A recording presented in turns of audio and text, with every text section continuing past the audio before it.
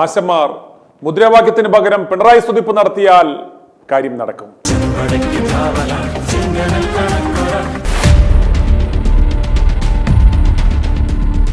ആശമാരുടെ രാപകൽ സമരം തുടങ്ങി 2 ആഴ്ചയായിട്ടും പ്രശ്നപരിഹാരത്തിന് അന്തംകമ്മി സർക്കാർ ഇതുവരെ തയ്യാറായിട്ടില്ല. പകരം അവരെ അടിച്ചമർത്തുവാനും വിരട്ടുവാനും തിരികെ പോകുവാനും അന്ത്യശാസനം നൽകിക്കഴിഞ്ഞു. തൊഴിലാളികളുടെ പേര് പറഞ്ഞ് തൊഴിലാളികളെ പിഴിഞ്ഞ് അരിമേടിച്ച് നടന്നവന്മാരാണ് ഇപ്പോൾ ഭരണം കിട്ടിക്കഴിഞ്ഞപ്പോൾ കോർപ്പറേറ്റ് സ്റ്റൈൽ ഇറക്കുന്നത്. അന്തംകമ്മികളുടെ ഈ അഹങ്കാരം കണ്ട കിടപ്പ് രോഗിയായ എൽദോസ് എന്നയാൾ പെരുമ്പാവൂരിൽ നിന്നും എന്നെ വിളിച്ചത് കേൾക്കുക. എന്റെ പേര് എൽദോസ്. ഞാനൊരു കിടപ്പ് രോഗിയാണ്. ഈ തിരുവനന്തപുരത്ത് സമരം ചെയ്യുന്ന വനിതകളിലെ അവർക്ക് ആ സ്തുതിപ്പ് പാട്ടിന്റെ ആ 2 പാട്ടിന്റെ കോപ്പി എടുത്ത് കൊടുക്കാൻ അവർ അതൊന്ന് പാടിക്കഴിഞ്ഞാൽ ചിലപ്പോൾ ഒരു അനക്കം കിട്ടും. ശരിയാ. ഇത്രയും ദിവസമായിട്ടും പുള്ളിയുടെ ചെവിയിൽ എത്താത്ത അതുകൊണ്ടായിരിക്കാം. ആ പാട്ട് അങ്ങടെ അവരത്തെ എല്ലാരും കൂടെയും കൂടി ഇന്ന് പാടുകയാണെങ്കിട്ടുണ്ടോ അതൊന്ന് ഫോട്ടോസ്റ്റാറ്റ് എടുത്ത് എല്ലാവരുടെയും കയ്യിൽ എത്തിക്കാനുള്ള ഒരു സംവിധാനം ഉണ്ടാക്കി എന്നിട്ടൊരു സംഘഗാനമായിട്ട് എല്ലാവരും കൂടെ ചേർന്ന് ആലപിച്ചാൽ ചിലപ്പോ അത് തന്നെ.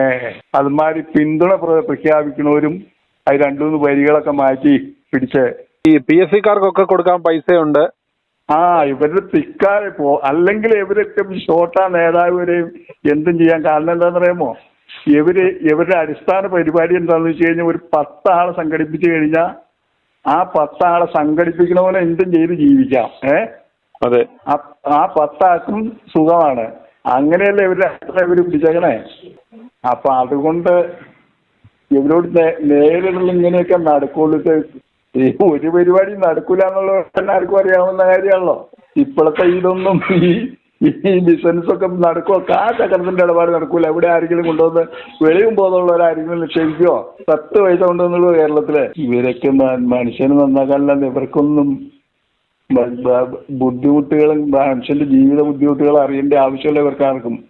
അവർക്ക് സുഖമായിട്ട് ജീവിക്കണം. അവർക്ക് ഇനിയുള്ള തലമുറയ്ക്ക് ഇനിയിപ്പോ ഭരണം കിട്ടിയില്ലെങ്കിലും അവർക്ക് വിഷയമുള്ള കാര്യമല്ലല്ലോ. കേസ് നടത്താനുള്ള പൈസയും അവര് സമ്പാദിച്ചു വെച്ചു കഴിഞ്ഞു. പിന്നെ കിടപ്പ് രോഗികൾക്ക് പോലും ആപത്തുണ്ടായിരുന്നുവെങ്കിൽ അവർ കുറ്റിച്ചൂലുമായി ഇറങ്ങുമായിരുന്നു. എൽദോ പറഞ്ഞതുപോലെ ആശമാർ നാളെ മുതൽ കാരണഭൂതനെ സ്തുതിച്ചുകൊണ്ടുള്ള ആ തേഞ്ഞ പാട്ടുകൾ പാടി രാപകൽ ഇരുന്നാൽ കാര്യം നടക്കും. അത് എഴുതിയവൻ രക്ഷപ്പെട്ടത് കണ്ടു. അതുപോലെ ആശമാരുടെ സമരത്തെ അട്ടിമറിക്കുവാൻ സർക്കാർ ശ്രമിക്കുകയാണ്. അതുകൊണ്ട് സമരരംഗത്തുള്ള ആ പാവങ്ങളെ പറ്റാവുന്ന രീതിയിൽ സഹായിക്കുവാൻ പറ്റുന്നവർ സഹായിക്കണം. ഓരോ ദിവസവും പലരുടെയും സഹായം കൊണ്ടാണ് അവർ പിടിച്ചു നിൽക്കുന്നത്. ലോഹത്തൊഴിലാളികൾ വന്ന് ഞങ്ങൾ പ്രാർത്ഥിക്കാം എന്ന് പറഞ്ഞ് തിരികെ പോയി. പ്രാർത്ഥന കൊണ്ട് വിശപ്പ് മാറില്ലല്ലോ. ഇനി സമരരംഗത്തുള്ള ആശമാർക്ക് പിന്തുണ പ്രഖ്യാപിച്ചുകൊണ്ട് രാഹുൽ മങ്കൂട്ടത്തിൽ നടത്തിയ പ്രസംഗത്തിന്റെ പ്രസക്ത ഭാഗങ്ങൾ കേൾക്കുക.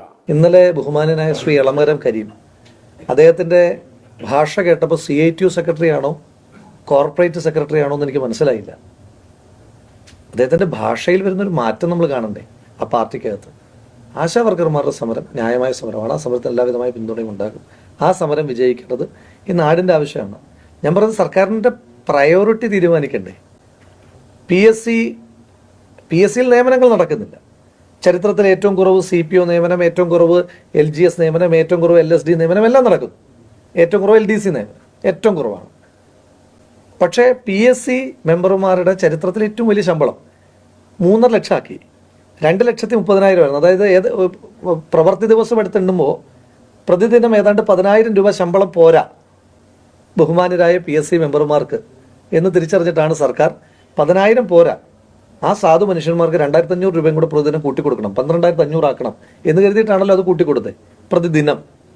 അപ്പോൾ പിന്നെന്താ 7,000 പ്രതിമാസം ഓണറേറിയം വാങ്ങിക്കുന്ന ആളുകൾക്ക് 21,000 രൂപ എന്ന് അവരുടെ ഡിമാൻഡ് അംഗീകരിച്ചു കൊടുക്കാൻ എന്താ പ്രയാസം? ആ പ്രയാസം സർക്കാരിൻ്റെ പ്രയോറിറ്റി ഇഷ്യൂ ആണ്. അപ്പോൾ അതിനെതിരായിട്ട് ശക്തമായ സമരങ്ങൾ ഉണ്ടാകും. ആരോഗ്യമന്ത്രിയുടെയൊക്കെ ഭാഷയ്ക്കെതിരായിട്ട് സമരങ്ങൾ ഉണ്ടാകും.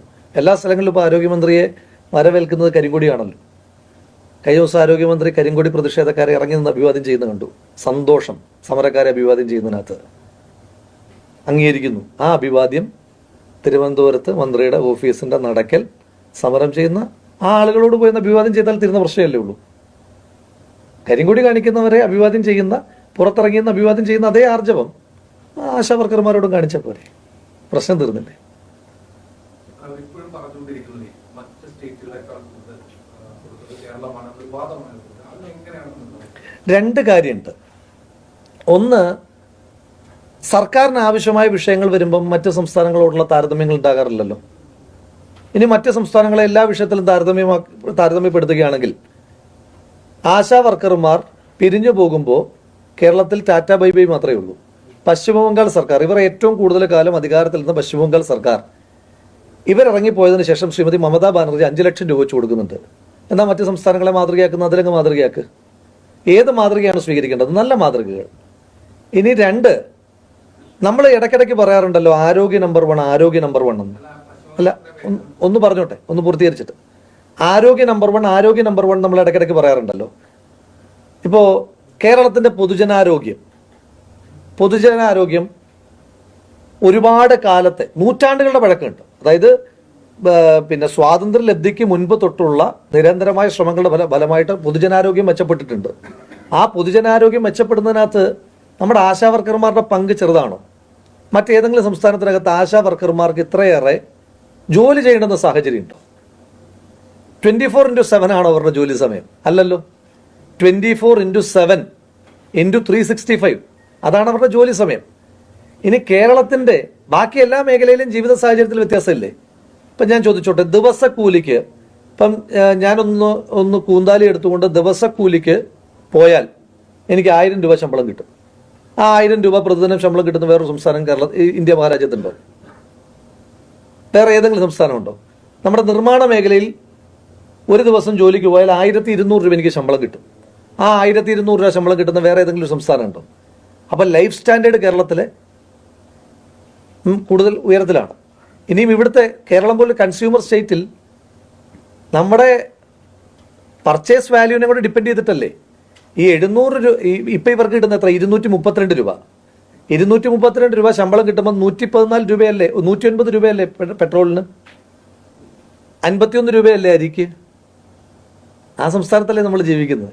അപ്പോൾ ഈ 232 രൂപയുടെ പർച്ചേസ് വാല്യൂ കൂടെ നമ്മൾ നോക്കട്ടെ. അപ്പം മറ്റ് സംസ്ഥാനങ്ങളെ താരതമ്യം ചെയ്യാം നല്ല മാതൃകകൾക്ക്.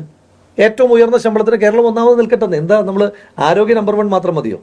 ശമ്പളത്തിൽ നമ്പർ 1 ആകുന്നതിന് എന്താ തെറ്റ്? i2i News, an eye for truth. i2i News subscribe ചെയ്തിട്ടില്ലാത്തവർ ഇപ്പോൾ തന്നെ സബ്സ്ക്രൈബ് ചെയ്യുക. നോട്ടിഫിക്കേഷൻ ലഭിക്കുവാൻ ബെൽ ബട്ടണും അമർത്തുക.